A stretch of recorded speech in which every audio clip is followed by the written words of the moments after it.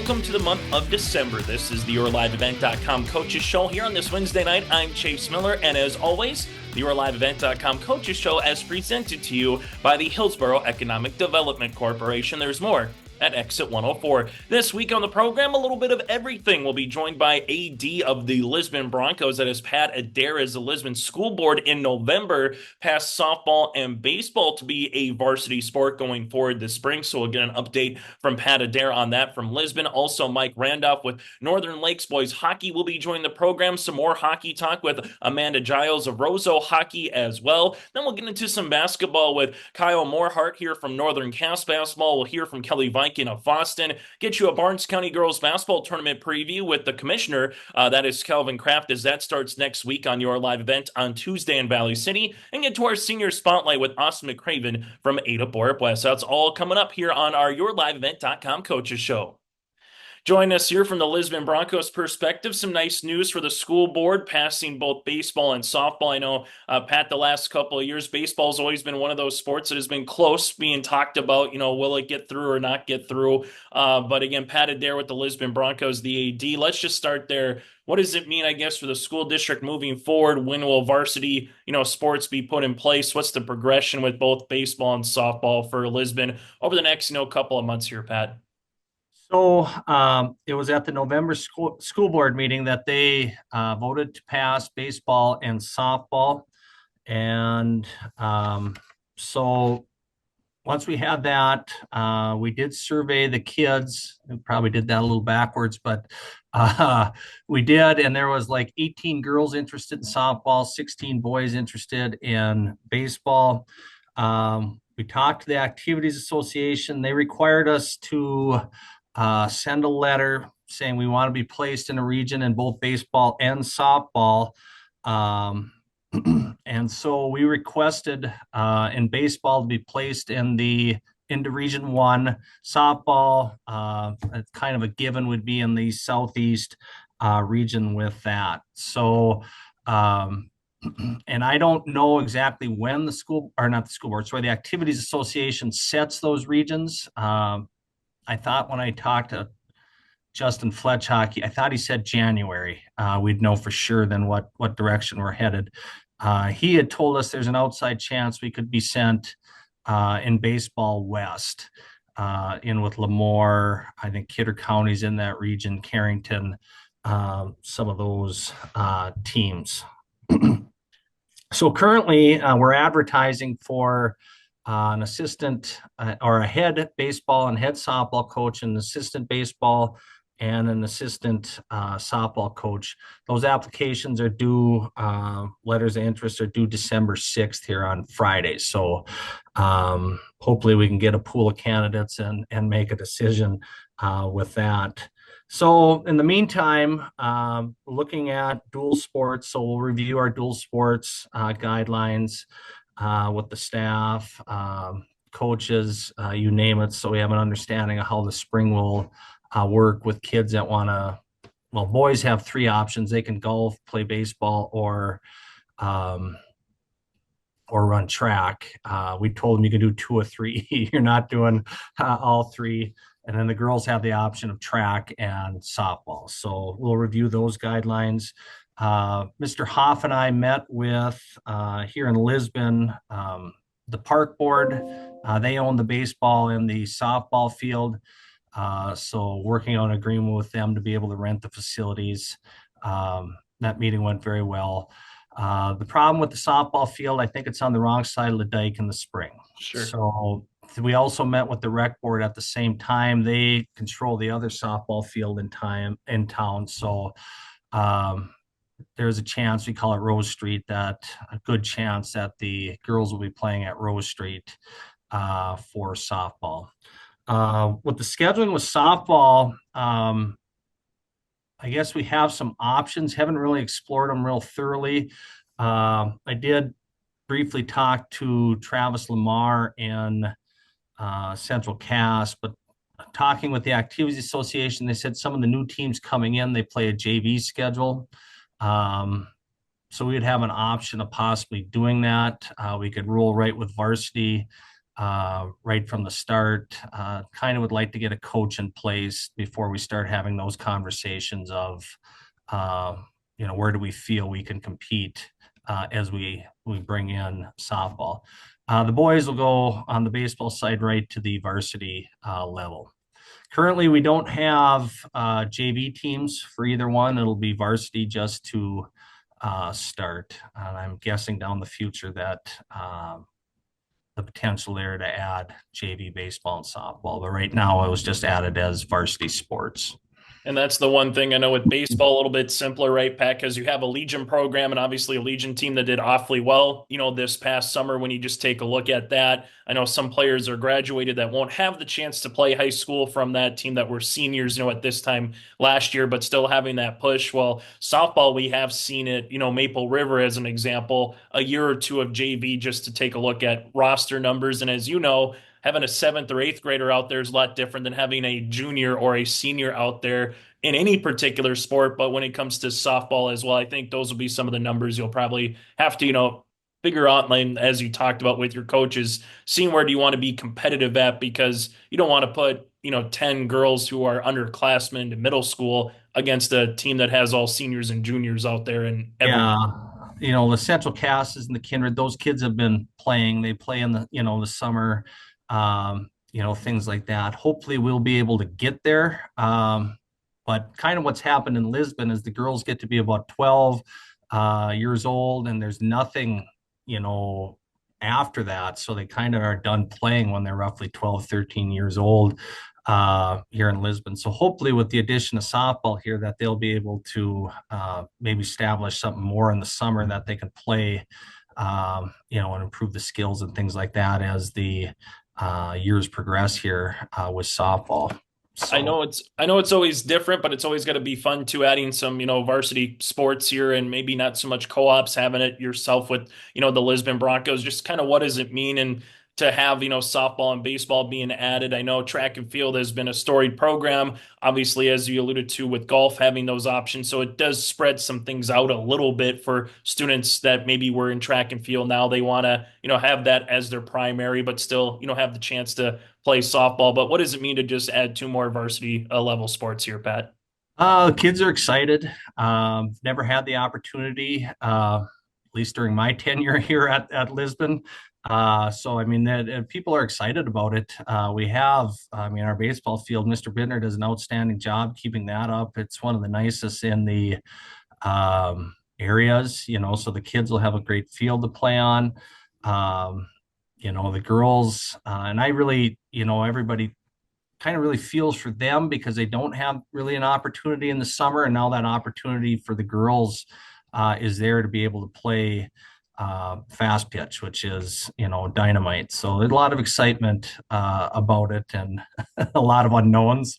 There'll be some, what do you want to say, bumps in the roads as we figure that out. But, the booster club's willing to help, finance equipment in the fire department. And, so we have a lot of good things in place to make this happen. So. Yeah, let's talk about the community support there, as you alluded to, with just some of those organizations. What was the kind of the feedback over the years, Pat? Because I know just being down there in Lisbon myself, I'll hear people say, "Gosh, we're so close on getting a baseball team, right, for school. We have it for Legion, and then obviously you look at it from the girls' perspective, saying, well, if you're going to add baseball, let's add softball, at the same time. So has the community support been like the last couple of years to, so to speak, get this over the hurdle, which has been close to get varsity, spring softball and baseball before, but now having this come to fruition? What's that community support been like? Good, outstanding. The Booster Club, like I said, is willing to financially support with equipment and things like that. Working with the park board, working with the rec board has been easy. They're excited to have it on their facilities. Things like that. So the fire department, who's very generous with their gaming, they're putting a new scoreboard in down at the baseball field. So the community is excited, looking forward to it. The Legion season, of course, helped last year with winning it. I think that might have been the push that got it through.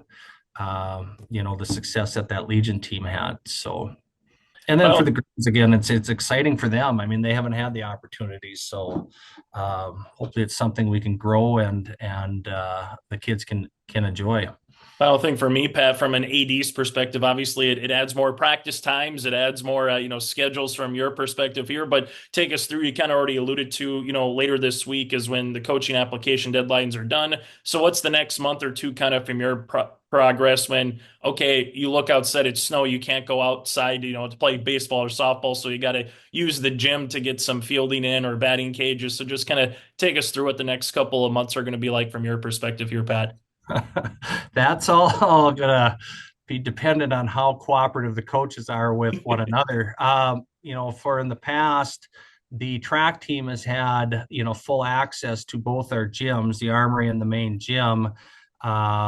Middle school track, the seventh and eighth graders have gone in the middle school. Boys golf has been in the elementary. So now we've added two sports, and we need to figure out where are they going to practice till everybody can get outside. And so that's a little bit of a conundrum right now. Mr. Bittner has in the past, he's done a spring baseball season, and they practiced after track in the middle school, and he set up a cage in there and things like that. So it's not like we're totally blind going into this, but it's going to have to be some cooperation with facility use, and not everybody's going to be able to practice right away at 3:30 when school's out. So that part will be, that'll be one of the hurdles that we have to jump here and figure out how to make this all work and all go for the kids here. Going to be a lot of fun. Again, Lisbon Bronco Athletics adding both softball and baseball. We'll know more in the coming months, as Pat kind of alluded to earlier, just where everything will be placed when it comes to baseball, full-fledged varsity, just a matter of Region 1, Region 2. And then the girls will get into the Southeast region. Then as they come together, talk about a JV or varsity schedule for their first year. Pat, as always, thank you so much for your time, and enjoy the holidays, and looking forward to talking with some baseball and softball schedules for you here in the coming months. All right. Thanks, Chase.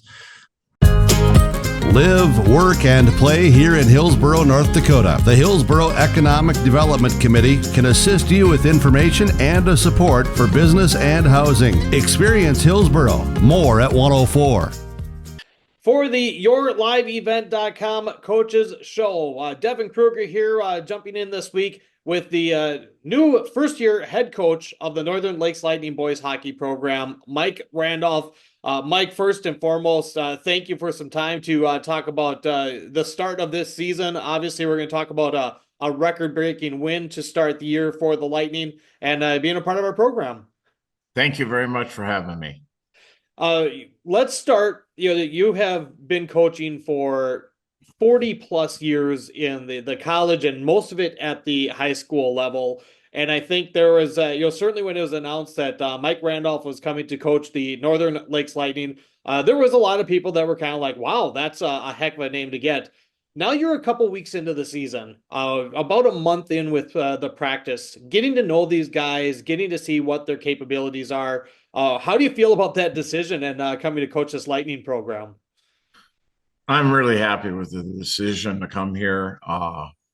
The kids have been great. The parents have been great.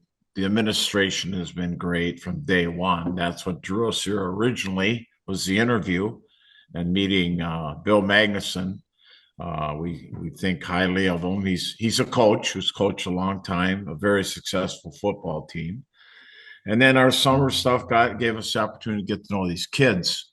But the thing we found out is there's some kids traveling pretty far to get to practice, which is really impressive in itself.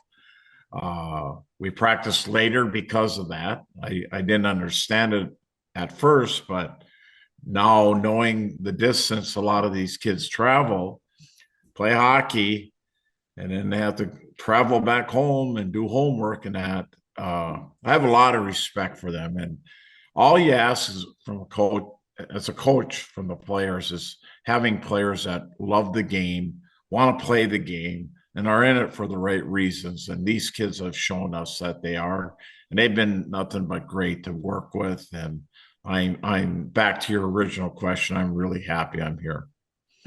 Well, of course, the very first game of the year, we played down at the MAC in St. Cloud, and I had the pleasure of being there. And it was a big night because with the victory, you broke the record, broke the tie, and are the all-time winningest Minnesota high school hockey coach. Right after that game, Mike, and I was there for the post-game press conference. Is that you had mentioned, and you even told me that you were glad to get it behind you because you could kind of get back to work. Now you've had a little over a week to reflect a little bit more, whether you have or not. What else has come to your mind about the special meaning of the longevity of your coaching career and being that winningest all time high school hockey coach in the state of hockey? Well, to this day, actually today, I continue to get text messages and emails and cards and from players, parents, other coaches in the hockey world. And I'm humbled the impact it's had on all of these people. Of course, my family was there. That was real special. But to receive the emails and the text messages and everything, phone calls from other people. I got a phone call from Lorne Grosso, whose record I broke, and we talked and had a visit for a good 20, 25 minutes. We go way back. We're real close. And just the impact that it had on so many people make you realize how lucky you've been and how blessed you've been to be in this great game of hockey. And that's why we're here. People ask us, why would you, or ask me, and I know they asked TK, my assistant, why would you go to Northern Lakes? And, it's not about where you go. It's that we love the game. We love being around the game. We love working with this age group. As you mentioned, I've worked at the college level and the high school level, and I've had opportunities to stay at the college level, but I love this age group. I think you can have a huge impact on them and their lives beyond hockey. And that's the real reason why I enjoy doing this, because it hasn't been about the wins and losses. That'll happen if you're in the game long enough, which I have been in the game long enough. But just the relationships that you make over time, and they never go away, as I just mentioned, by the text messages and emails and everything from former players has been incredible. I know another one of the questions was, and it's an interesting question because when you're spanning 4 decades of being involved in the sport, I remember the question being posed of the games that you remember, and your response being all the big ones. And as much as it's kind of can be perceived as a generic answer, when you've been in a lot of big games, you've had section title games, you've had state tournament, state title games. For me, and I've been in the broadcast world for a quarter century myself, I can understand why you have some of those memories. How many times have people come to you, Mike, and say, "No, there's got to be one. There's got to be one or two that really stick in your mind." Well, that's a true statement. I've been blessed to be able to coach in many big games, many state tournament games, like you mentioned, section final games. And there's nothing like that, taking a group of young men who at that time have come together as a team, or you would not be in those games. And that's a challenge every year. That's a challenge with this team, trying to get them to realize this is about the team, which is bigger than you. And if you achieve that, you have a chance. If you don't achieve that, you have no chance at all. So there are games that, obviously, the Apple Valley game, which I think was one of the greatest state tournament games ever, even though I was on the losing end of it. It's a game I'll never forget. Obviously, the state title games, that when we won it, I've always told coaches, and I've congratulated coaches, there's nothing like the experience of winning it all. And to top it off, David Spihar scored 3 hat tricks in 3 games, state tournament games, scored a goal on a penalty shot. just the little pieces there, that Moorhead game. My son, like I had the opportunity to coach my son. Not many coaches have that opportunity. We probably played in we did play in one of the longest state finals against Eden Prairie, and they beat us in third overtime, fourth overtime, longest championship game. Kyle Rawls scored the winner. And again, on the losing end of it, but just to be part of those games, you never forget it. And you thank the players for making you a small part of it, and memories that I will never forget. And so there are favorite games, but all of the games that I had the opportunity to coach in the section finals and the state tournament games are special to me. You're coaching a Northern Lakes team that has very high expectations for this group, and it's a group of players that I've been hearing about for over the course of the last 2, 3, 4 years. Last year fell in the section championship game.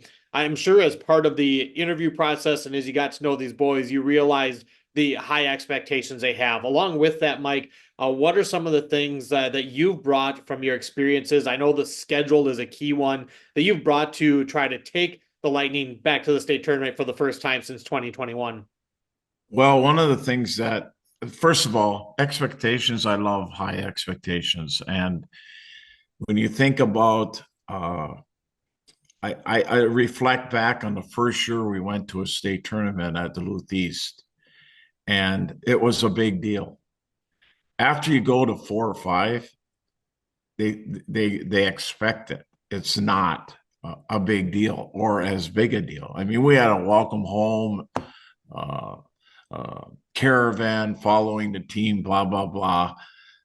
That was the end of that. It was expected. We were expected to go to the state tournament. So first of all, I love the high expectations.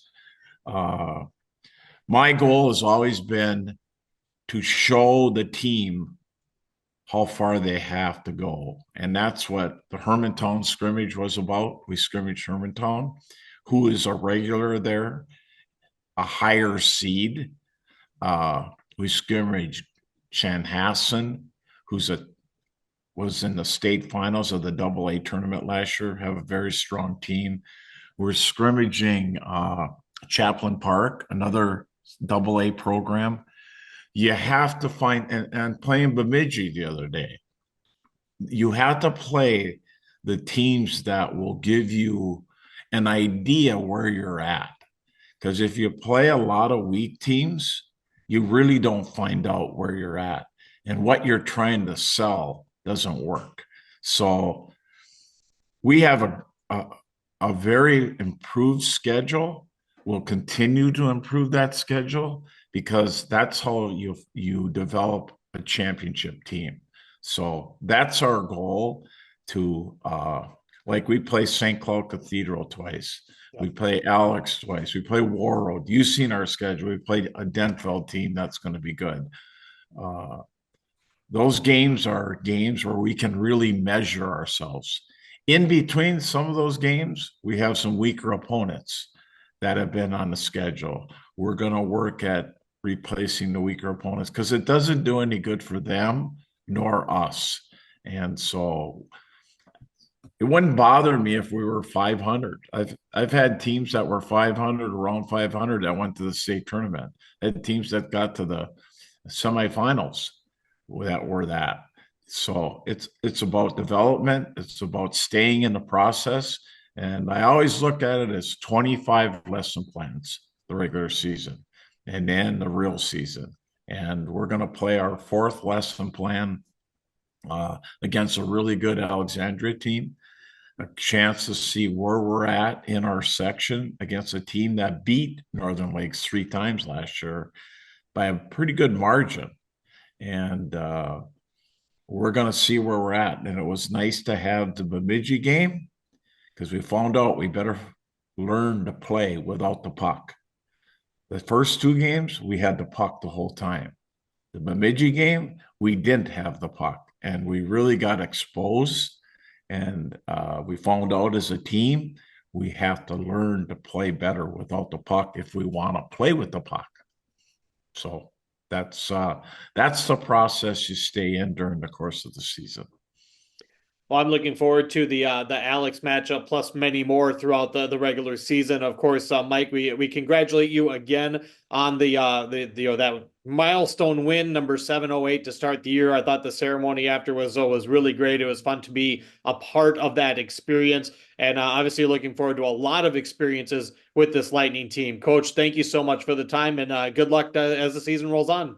Thank you. It's nice to talk to you again. Absolutely. Mike Randolph for the Northern Lakes boys hockey team join us on the Your Live Event Coaches Show. All right, welcome back to the Your Live Event Coaches Show. And joining us right now is Roseau girls hockey coach Amanda Giles. Hey, how you doing? Pretty good. How are you, John? I am doing just fine. I think last time I saw you was Hermantown. Yes, early. We're kind of passing that opening weekend. I think you were headed off to the locker room, and I was headed back up to the press box or something like that. But a great start to the season for you guys, right? Yes, we're off to a pretty dang good start. We've lost some games, some tight ones. We've won some pretty good games. We've made some games tighter than they should have been. So it's off to a pretty good start. Yeah, and on the road that first weekend, what a hellacious road trip there, if that's the correct word to use, down in Sauk Rapids on Friday, and then all the way up to Hermantown Saturday afternoon. And, what a way to start a season, though. Yeah, absolutely. That wasn't our ideal start. We initially had Duluth Marshall on the schedule, but then their program kind of I don't know how to put this nicely. They kind of took a turn for the worse, and they ended up co-oping with North Shore. So we were out a game. We had a random Saturday in January where we're going down and back to Sartell. So we figured, hey, let's make it tough in the beginning, pick up another home game for our typically away season. So it ended up turning out in a nice fashion to get another home game, but it was a tough road trip. I can imagine. And then I can't remember where this exactly falls in, but big win against Bemidji. Yes, absolutely. Always there. For some reason, they're always a tough team to play. We battled pretty hard. I thought we had a couple of opportunities where we shot ourselves in the foot a little bit, but we battled back after every loss every lead loss that we had throughout the game. Yeah, a good step there. And again, we're talking with Amanda Giles. She's the head hockey coach for the Roseau girls hockey program.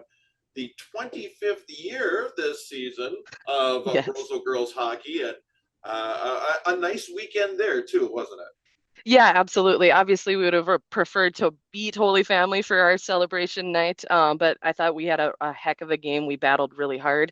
2 unfortunate bounces at the end of the game, but I thought we put on a pretty good show for our alumni. I'm going to test my memory here. I think it was 08 that team you were on that was, and I think you went to the Class A tournament that year, if I'm not mistaken. Yes, that was the first day tournament team. I was on that team. We were lucky to bring home a third place trophy that year. And it was something to build on for the program, and it's definitely blossomed since then. And the cool thing with that is you go down to the A tournament in 2008, and then in 2010, you're down at the Double A tournament. Yes, absolutely. Unfortunately, I had broken my ankle that year, so I didn't get to play in that tournament, but it's very cool to be a part of both classes. It's a little bit different. The excitement around both of them is big, but the Double A side is just a little bit bigger. Yeah, it is. And again, and that started something special, which is Roseau girls hockey. Yeah, absolutely. Absolutely.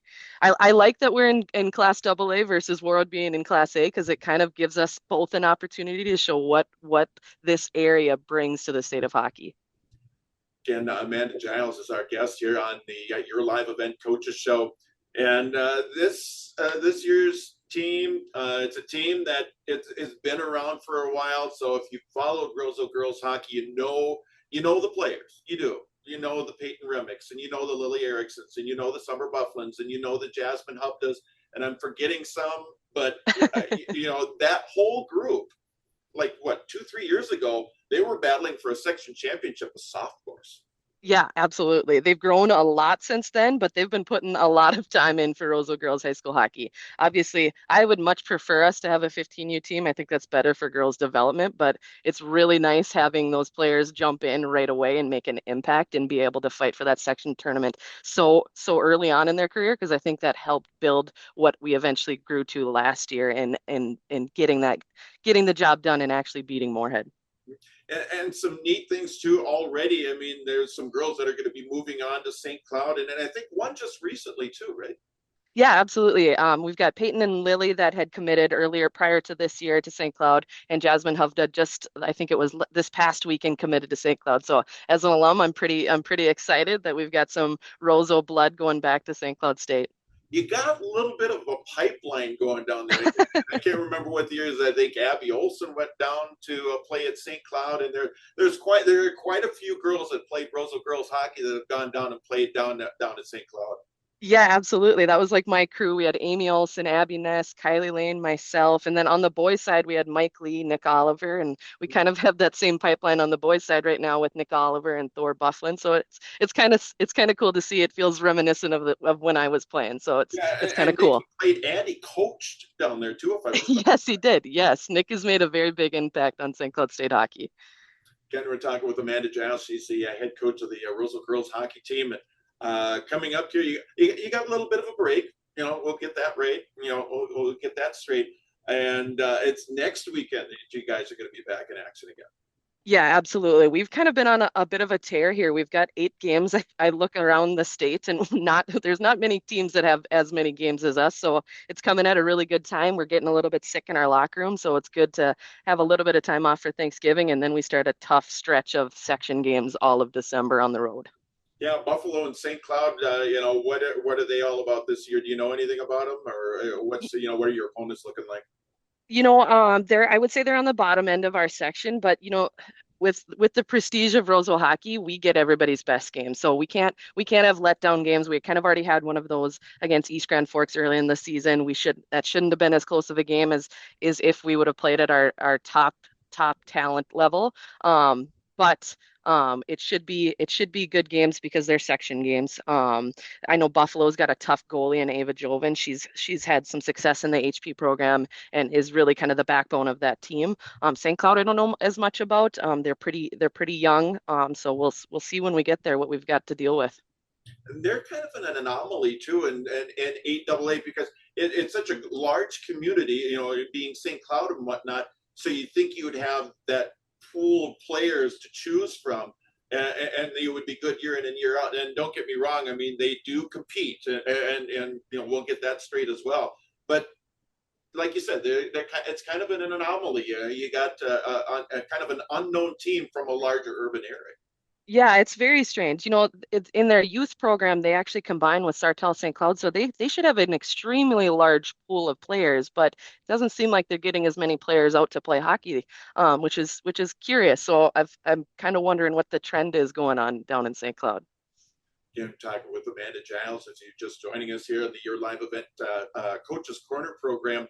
And again, taking on Buffalo and St. Cloud. Down again in Eden Prairie this year, yeah, for the tournaments. Yep, absolutely. We like that trip. I think it gives our kids a good opportunity to get seen by a lot of scouts. It's tough to make that trip up to northern Minnesota to get seen. So we like to give our players a good opportunity to get seen, and it's a pretty good tournament. We face some good competition year in and year out. So it's a good but expensive trip to make. It is, and I know when you guys first hosted tournaments, I think you had them over at the Ram Sports Center, or you might have had a game or two over at Memorial when you had tournaments up here. But you're kind of getting away, and you're getting out, and you're making those trips, those early season trips that are important.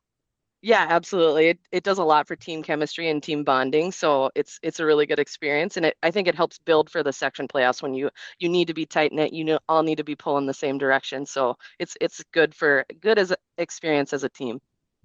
Again, Amanda Giles has been as our guest here on the Your Live Event Coaches Show, and lots of good things that are happening for Roseau girls hockey, and Buffalo and St. Cloud coming up here real soon. A regular practice schedule, I'm assuming, after the Thanksgiving break to kind of help prepare?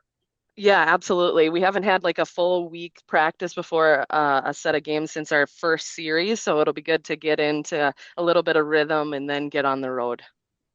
Very good. Appreciate you joining us on your live event coaches show. And it's always good to talk to you, whether it be this year's Rams team or talking about the past, 2008 to 2010, and just everything that is Roseau girls hockey. But we appreciate you joining us on the your live event coaches show. And we'll talk to you real soon. Okay.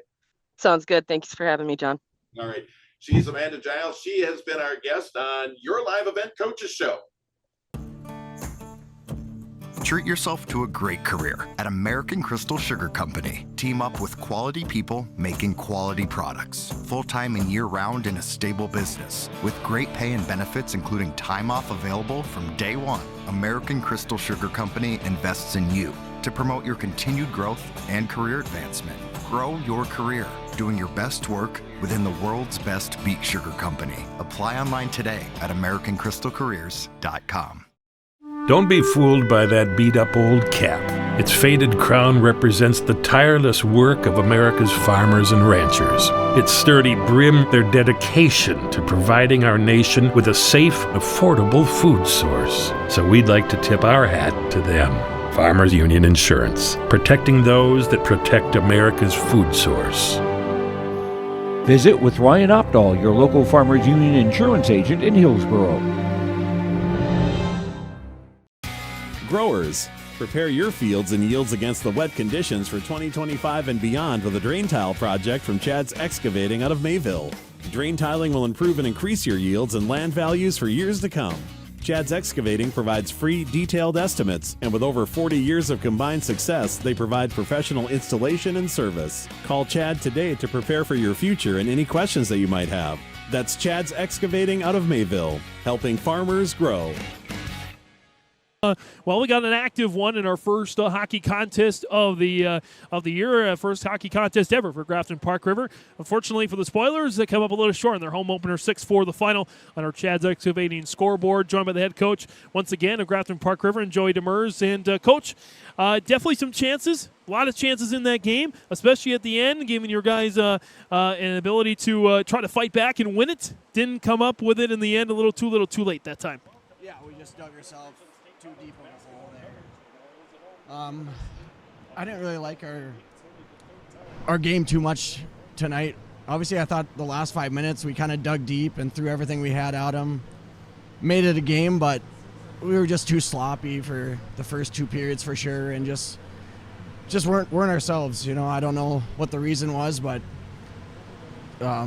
just guys running all over, kind of getting out of position and things like that. So we got a lot to clean up for sure. Let's kind of talk about the game in sections here. First period, I actually thought was a pretty good, evenly matched first period. Your guys certainly had chances. You didn't come out strong as you would have liked, I'm sure, but you had a stretch where you put it on Forsberg 3 straight times and won 4 straight faceoffs. That had to be good when you're looking for consistency to get that consistency. Yeah, that was definitely our best sequence of that first period. Winning those 4 draws, we're getting 4 good looks on Forsberg there.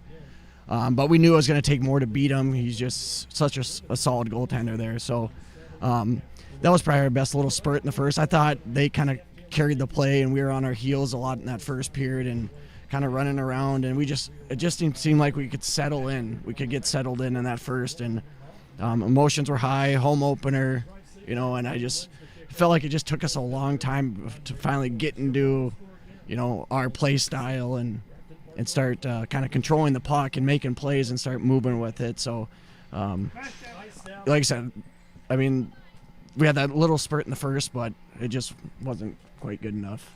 Second period comes in. Again, Devils Lake shows you their offensive firepower with 4 straight goals. But I think it was good for your team to kind of hold on and to not give up, because it could have easily gone 7, 8, 9 to whatever. Yeah, for sure. Like I said, I thought they just controlled the play the first 2 periods. That it was kind of amazing that we were still in the game. And we just got sloppy, and that was kind of the disappointing thing. I just felt like, you know, the previous 2 games were kind of building up. You know, things were starting to kind of come together for us. And then tonight I just felt like we took a step back. And, yeah, after the second, you know, you got an uphill climb to go in the third. We knew we were going to have our hands full there, but we just told the guys, let's go empty the tank in the third, throw everything we got on Forsberg there and see what happens. Yeah, see what happens there in the third period. Throw everything you got. You certainly did with a couple of late goals, and the sequence there, it could have gone from bad to worse with Twomley trying to get off the ice at the end, kind of caught in a bad spot. But I feel like for a sophomore, he handled it well and stopped a potential another goal. Yeah. No, we were trying to find a good time to get him pulled, and we were hoping to have possession there in the zone, and all of a sudden Devil's Lake picks it up and started coming, so he was already halfway to the bench, and then we're screaming at him to go back because Devil's Lake's coming our way. So Kaysen handling it well. I think there's a few goals that he'd like to have back tonight, but he's been solid for us all year, and as a sophomore, first varsity experience here for him, like he's going to continue to get better, and he's played some solid goalie for us to start the year, and I know we got to do a better job in front of him to help him out a little bit more, and we got a lot of work to do. Some bright spots there offensively, nice balanced scoring. Good to see Kuhn picking up his first goal of the season. Mo grabbing a second goal, and Trofberg kind of getting himself some redemption after drawing that penalty in the first period. Yeah, no, we need some secondary scoring. So a guy like Jonas, he's a senior for us. We expect a lot out of him now, and so it's nice to see him get on the board here and get that first one. Hopefully that creates some more momentum for him to tack on some more as we go here. And Marcus, just right place, right time. He just has a kind of a knack for scoring. He's just in the right spots, knows where to be. He's just a very smart player. So he was in the right spot at the right time and put it home. And Noah's got a good shot. He's a scorer. I mean, that's what he does. So, I mean, we expect him to score a lot of goals for us this year. So nice to see some guys get on the score sheet for sure. I got to feel like a positive tonight overall was face-offs. I really think, especially in the first couple periods, especially in the first period, you guys were leading in the face-off department and giving your guys more chances in the game. Yeah, for sure. That's huge. I mean, especially in the offensive zone, we can win a draw and get control of the puck and that's kind of sets everything up for you. And I think our problem was we were getting win the draw and then getting a shot, but we just weren't getting that secondary rebound and that second and third chances. So it seemed like our shots were kind of one and done. We'd get it on them and they were breaking it out and going right out. So got to do a better job of getting hungrier on pucks and keeping it in the zone and cycling it and then generating 2 or 3 more chances off of it. Of course, there's a lot of hockey left to be played this season, and you've got a week before the next game, at least here at Centennial Center against West Fargo, and some more games on the schedule. Other than that, your message to the guys going forward on what's important to hone in on before the end of 2024. Yeah, I told them let's show up tomorrow, get ready to go to work again, and we got to get better. There's a lot of stuff we got to improve on, and so that's what I told them. You hold on to this loss for a while and make it hurt a little bit, and then let's show up tomorrow and ready to get back after it. And yeah, I mean, there's just a lot. I mean, it's early. We've thrown a lot of stuff at them, and you could tell sometimes they're just, they probably are thinking too much, and we just got to get them comfortable and confident where they can not even think and just react and go play. And so it'll come. I mean, it's going to take some time, but yeah, tomorrow we're just getting back at it, and we got to get ready for Fargo South on Thursday. Joey Demers, head coach for Grafton-Park River, joining us here on our post-game show. Coach, thanks for the time. It was a great game to be a part of, to welcome us into Centennial Center. We're looking forward to the rest of the season.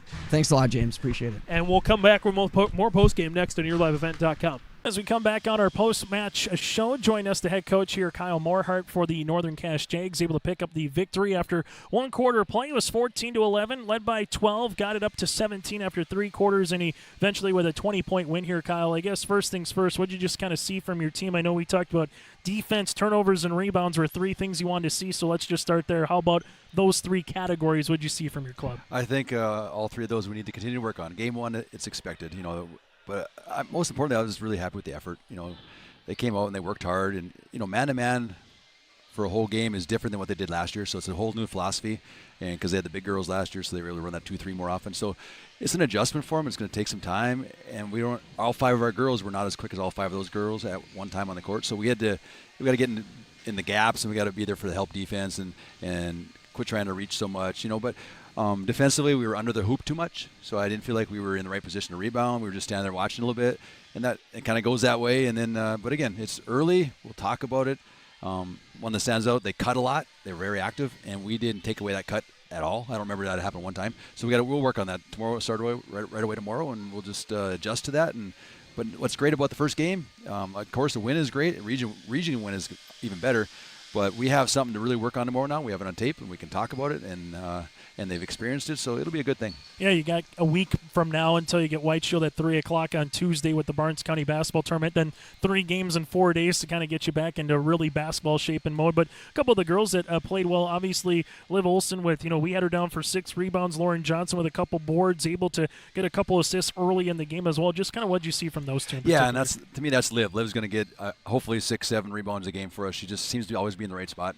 And she's fighting in there all the time. She doesn't need to score for us, but we'll take whatever she can give us. But if she can continue to rebound and just fight in the post there, that's what we need. And then Lauren, she's got that nice shot in the perimeter there. She just has to have that confidence, and she got a nice look tonight, I think, in the corner over there in the second half, and she knocked it down. It was like, yeah, that's what we need, because we need her to shoot the ball. We need some more people willing to shoot the ball and take advantage of the fact that they're going to defend Crockett a little bit tighter, and so there's going to be some open girls. And we got to have a feel for that, and everybody's got to figure that out. But I thought they did a nice job, both of those girls, and again, it's those little pieces have to come together, and it just takes a little bit of time. How fun was it to have Hayden Crockett on your team instead of having to worry about how to guard her, so to speak, over the last couple of years? That's crazy. That is totally crazy. I think her point total is the same. It's just that I was on my team this time, so I appreciate it. No, she's a fabulous player. We all know that, and she's going to get hers, and thank goodness she could. And I thought she even kind of started a little bit tight. I think it was just, everything was new. It's new season, new coaches, new program philosophy. But I thought she did what she does, and she'll get the points for us. But what I really appreciated what she did is she was really looking for the girls, trying to get everybody involved, and that's something that we've talked about this season. And just she's doing a good job of that. And when we need buckets, she'll go get them. But we're trying to get everybody involved, and she's looking for that. And the other girls are, got to just understand where to be and be in the right spots when she does penetrate, so they can kick it to her. And again, it's just, but yeah, a lot more fun to have her on my side. As you go forward now, I know it's just one game, but as you alluded to, it's a Region 1 win, an opening win as well. What's just going to be the message to the girls now, Wednesday, Thursday, Friday, before you get ready for, what feels like a mini region tournament once you get to next week in Valley City? Yeah, I love the schedule. I love that we play one and then we have a whole week off till next week. I really like that. It's going to bode well for us for being able to work on the stuff we trouble with tonight, like rebounding. So we'll drill that. Rebounding, taking care of the ball, being in the right position defensively. Those things we'll just continue to stress. And we've been doing that for the last 2 weeks, and now we have something to really talk about. And then we're just going to continue to work on that. And then we'll put a couple more. First game you only get so many sets to put in, right? So we'll get some more sets in. So once our motion got kind of stagnant there for a while. When that gets stagnant, then it's like, oh man, nothing's working. And then we had a couple sets, but they were a good defensive team. They took away stuff from us. So we'll continue to add a couple sets here and there, and then just continue to work on all the little things. The little things are going to be huge for us. Biggest thing, basketball season. What do you just enjoy most about the hoop season here, Kyle? I know last couple of years, as we alluded to on the pregame show, being under Jason Brandup and Thompson with really good quality players. Obviously, Northern Cass coming off a state tournament appearance last year as well. But what do you just kind of enjoy about this time of the year, early season, from a coach's perspective, knowing yes, you're not where you want to be, but ultimately there's still a long road to go. There's a big journey for this season. What do you enjoy most about this time of the year as a coach? I think what it is everybody just feels so good about themselves right now. Everybody's got a positive outlook. They haven't gone through the grind of the first 6-7 weeks, because that middle of January gets kind of darker, long days of January, and we've had half our season, and then some girls may not be in that right spot that they want to be, for whatever reason. But everybody right now is so positive. They're working their butts off for us in practice. We're running them. They're working. They're responding. They're enjoying it. And they say they are, but no, they are. They're doing everything we're asking them to do. So I enjoy the freshness of it and the fact that they're so positive. And you wish you could package the first night and carry that all the way through every game with the positivity and throughout the whole team.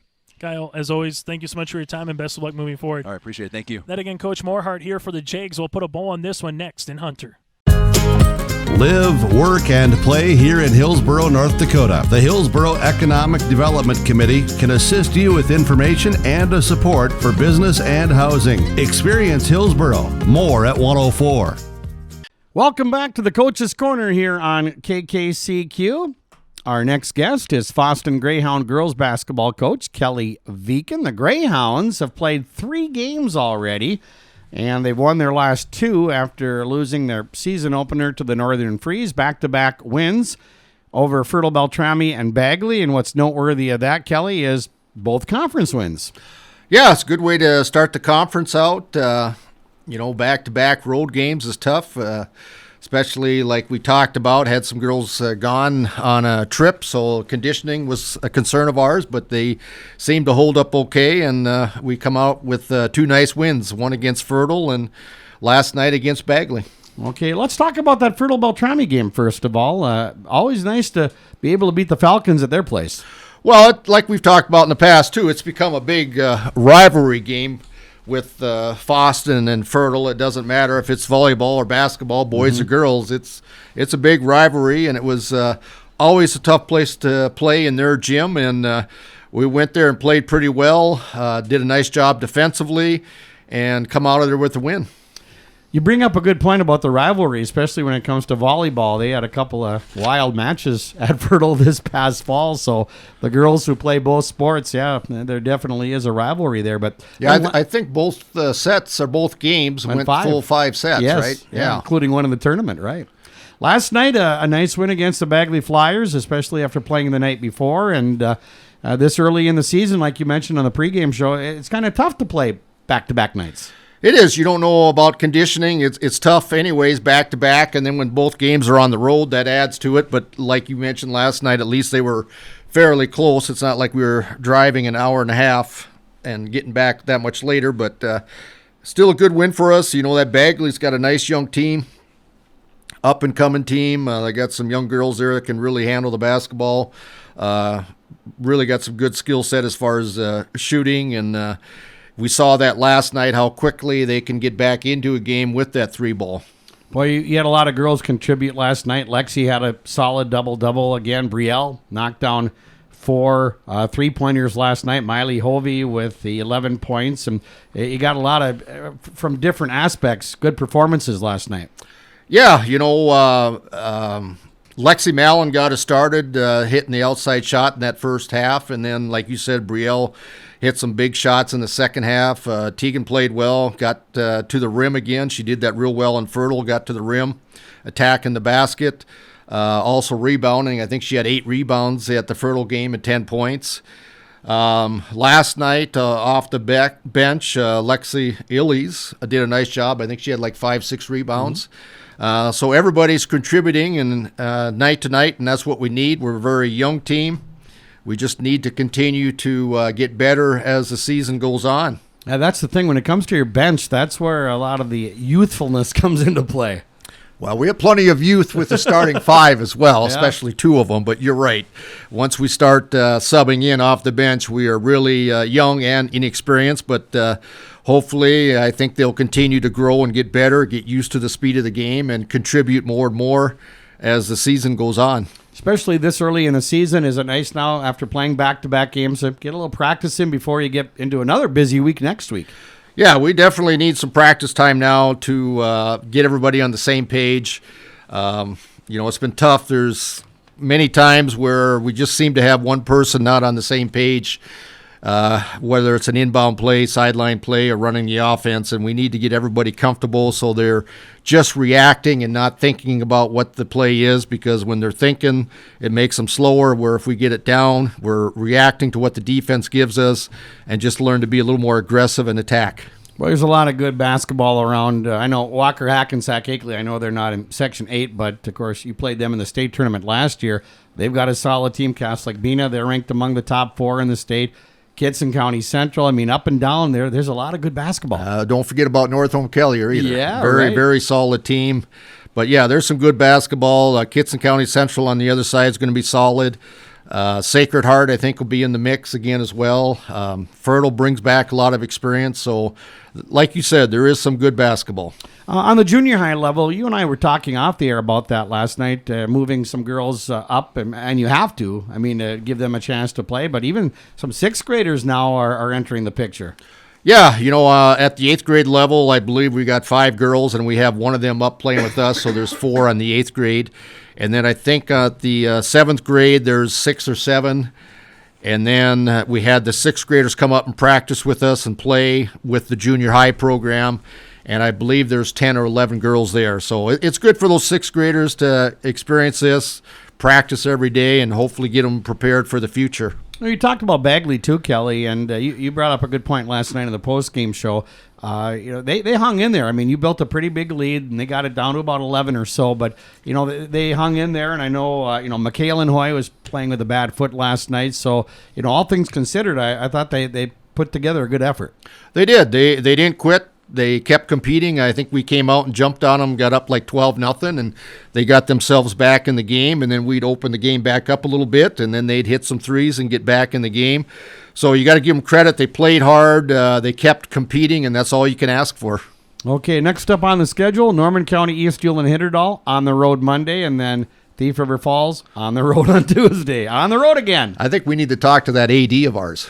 Yeah, you keep saying that. Yeah, we'll have to bring him in someday. Yeah, we'll corner him. Yeah. So, well, anyways, back into the grind of things, but one game at a time, right? One game at a time. We got Norman County East on Monday. All right, sounds good, Kelly. Hey, thanks for your time. Congratulations on the wins this week, and we'll talk again soon. Thanks, Tom. You bet. There's Greyhound girls basketball coach Kelly Viken joining us here on the Coach's Corner on KKCQ. Back with more in just a little bit. There's more at 104. Hillsborough, North Dakota has everything you need on your next road trip. Food, fuel, fun, and family-friendly activities. Stop by and fill up your tank or grab a bite to eat. Have a blast at Goose River Golf Club, the swimming pool, or one of our beautiful parks. There's even ice skating and cross-country skiing. Take in the sights or stay the night so you don't miss a thing. Experience Hillsborough and see why there's more at 104. Parenting is hard for all of us. And so providing those little resources that we can share for those conversations that are hard to have and to kind of be that icebreaker for both professionals, parents, and then open up that conversation to the more engaging conversation that's needing to be had. Being a parent myself, oftentimes it's the simple things that make a difference. As a busy parent myself, just engaging with your kids, making it an everyday thing so they know that you're there, they can always come to you when those difficult situations do arise. Contact Trail District Health Unit in Hillsborough for more information. Sharing our heritage, sharing our future. Choosing the right bank for your financial needs can be challenging with the many choices available. Dakota Heritage Bank is pleased you're interested in knowing more about what they can do for you. The Dakota Heritage Bank community bank setting is a strong advantage they have over larger, less personal banks. Customers are more than account numbers, they are friends and neighbors. Working together, Dakota Heritage Bank, member FDIC, equal housing lender. Joining us now, part of our 2024 Barnes County Girls Basketball Tournament preview is Calvin Kraft. He handles all the behind-the-scenes stuff here. Also, the AD and Enderlin as well, and officially the title, as Calvin and I kind of joke a little bit, the Barnes County Tournament Athletic Association Commissioner as well for the BCT. Calvin, always a fun time to talk to you during this time of the year because we know it's hoop season. We know winter sports is officially upon us here in the state of North Dakota. And more importantly, this year from the girls' perspective, as you and I were talking a little bit beforehand, it's a true 8-team tournament. The first time since pre-COVID in 2019, you've had 6 teams kind of a round robin, but it makes it a lot more fun, I think, from the players, from the coaches, from those putting on the tournament to truly have 4 games every day coming up here starting on Tuesday, December the 10th. Tuesday, December the 10th in Valley City here, Calvin. Yeah, I think obviously our goal is to always fill the tournament, and teams that aren't close by, as we know, there's not many around Barnes County within an hour, even 2 hours. And for, White Shield to come, South Border to come, it really shows that, hey, we're still here to stay. We have a full tournament. People know what it is. And like we talked about earlier, the tournament this year from Valley City to Northern Cass to Maple River to Lemoore ourselves, Wyoming, we probably have the best group of teams we've ever had at the Barnes County tournament. And that's kind of cool. And kudos to those teams who have to make a big sacrifice to come from many hours away and stay at hotels and spend money and get out of school. So we know what it costs and what it takes to come to this tournament. And we're very grateful for this girls tournament we have this year. And I think it's going to be very fun for everybody.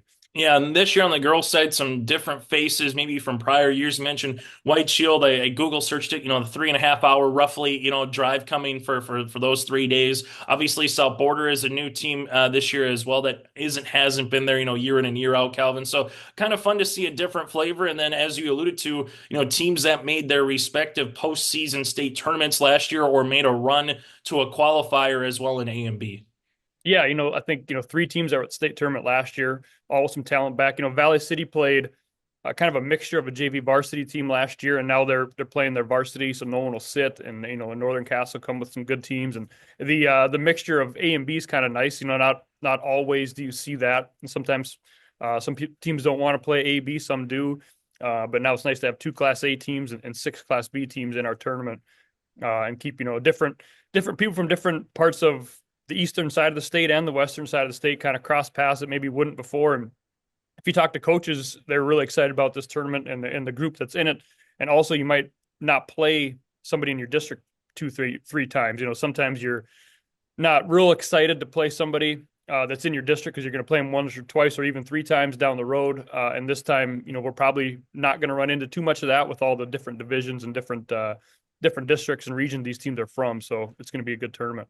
When you take a look at this tournament, Calvin, for those that are new or those maybe teams that are playing in it for the first time in a while, what's the best way to describe the Barnes County basketball tournament? I know it's not win in advance, lose and you're done, type of tournament. You're guaranteed 3 games. It's very similar to Feast Week on ESPN when you see Orlando or Maui or all these places got 8 teams. I guess what's the best way to describe it for someone that's new to the area? Yeah, the oldest running tournament in North Dakota, it's been around forever. And so I think last year was kind of cool. People from, I don't know what year it was, 60s or 50s came back because they had played in that tournament. And obviously back in the day, 24 teams from Barnes County had it inside the tournament. It was a legit Barnes County tournament. But again, it's just kind of, there's some history to it. That traveling trophy that you do win is really old and you got to be careful with it, but the names go back all the way to, whatever. And so it's cool to put your name on that thing if you do win, boys and girls wise. So just some tradition. It's nice to play at the bubble, get to Valley City. Some of our towns, you don't have a McDonald's. And so you get to now, take in a eatery or do something like that. And you get to play on a big 94-foot floor, which is what districts and regionals are probably going to be in state is. And you get a little bit of a neutral atmosphere and kind of break up the season a little bit. So it's not so monotonous going home away, get on a bus, you know what you're getting into, and you get to play for something. You lose, you play again, you lose, you play again, whatever it is, you get to play somebody in your same situation. So just a lot of history from many years back and hopefully a good, nice place to play and get better as a team. How big is it, too, from the boys' perspective, girls' perspective? You're the boys' basketball head coach here at Enderlin as well, Calvin. But how valuable is it to get 3 games in 4 days, 3 games in 5 days, depending on how the college schedule works? Hopefully, Mother Nature, is nice to everyone involved as well this season. But how does that just, early on in a year, how does that help for once you get to postseason play, once February and March come respectively for girls and boys basketball? Yeah, I know as a coach and as watching and things, the third game, you're probably pretty gassed. And, the most important games you're going to play all year are districts and regionals, right? Which is 3 and 4, right? Something maybe 3 and 5, states 3 in a row. And so you don't get that very often. Once in a while, you get a 3-game week, like a Tuesday, Thursday, Saturday or something on your own schedule, but you never get what this is until it's district or regional. So it's really good to show, hey, this is what our legs need to be like. If we're going to play the third day of a tournament to try to qualify for regionals or try to qualify for the qualifier, you're going to have to be ready, and fatigue's a real thing. So you don't get that in practice. You don't get that during the regular season. So it's really nice. And, another thing is obviously every other year, district girls or boys are at Valley right now.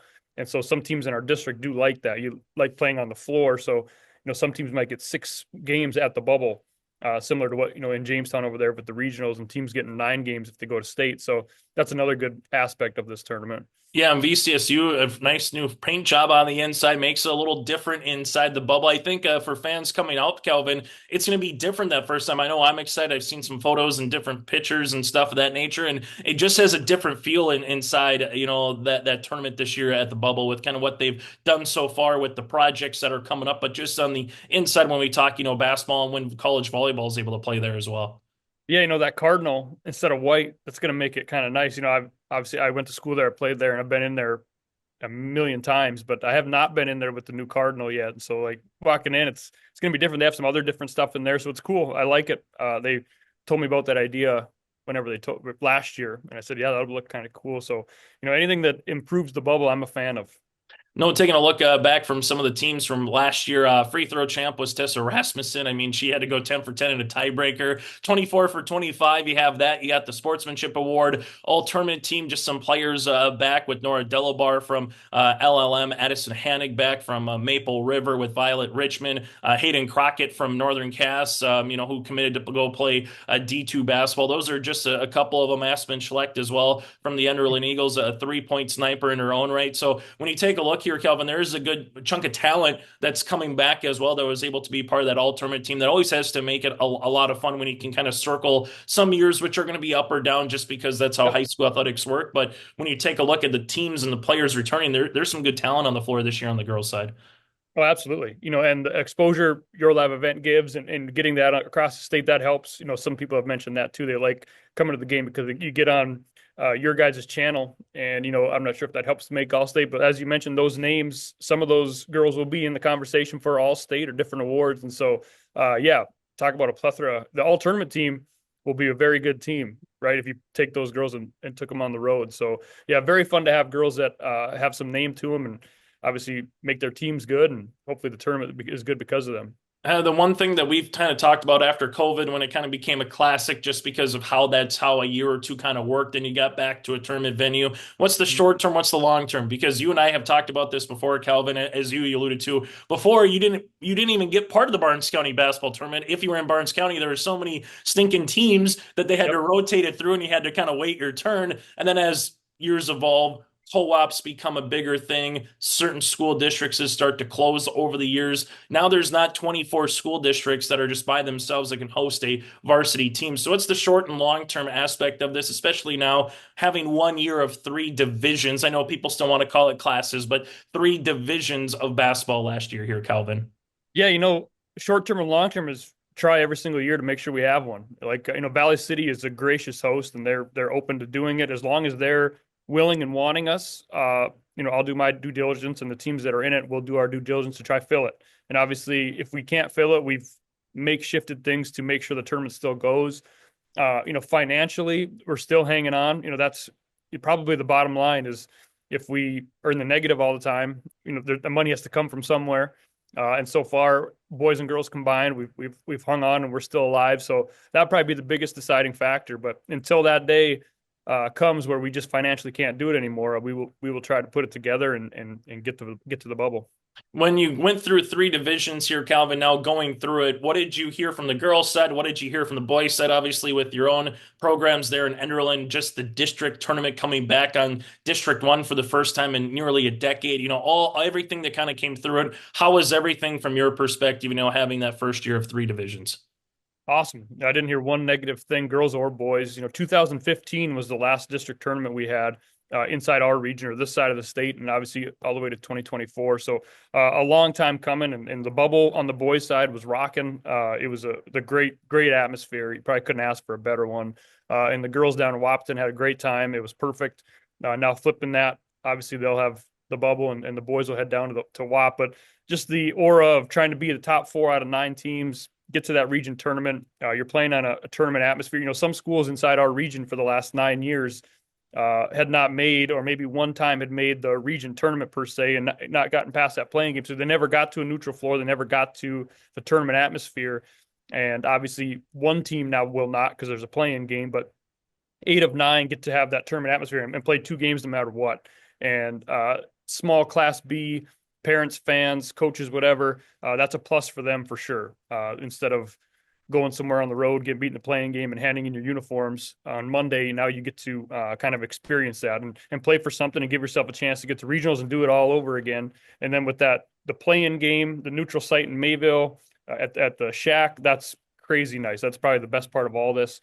And we having that chance, even if you do lose in that semifinal, you have a chance to take third and go on. So, selfishly, I wish this happened about 5-6 years ago for the Enderlin side of things. It could be a little bit different, but awesome. All good things on this side. Yeah, without question, those third place games now mean something. They're not just, kind of the old exhibition game, if you will. And then you could argue they're even more important than the region championship, Kelvin, a little bit, because that is truthfully win in advance, lose and go home. And then those qualifiers, they were fun to see at Mayville State, see at the Shack. I think that was definitely, if you want to say the cherry on top, that was the cherry on top last year for 3 divisions. Yeah, for sure. Because no matter what, you're playing that third and fourth place game now means something, but now you have another region. You get to see, well, maybe we don't deserve to be at state. Maybe we do. If you lose back in the day, a couple of years ago, maybe you shouldn't have lost. You got beat on a last second shot. You were sick. You didn't play well. And maybe the best teams didn't advance to state, or, something happens. And now really, truly the best team will. If you lose twice, maybe you shouldn't be, whatever, but you have that chance to go, and it takes a little bit of the, luck out of it per se. Sometimes NCAA March Madness, a 16 beats a 1 or whatever, and that just happens. But if they played 9 more times, the 1's going to win.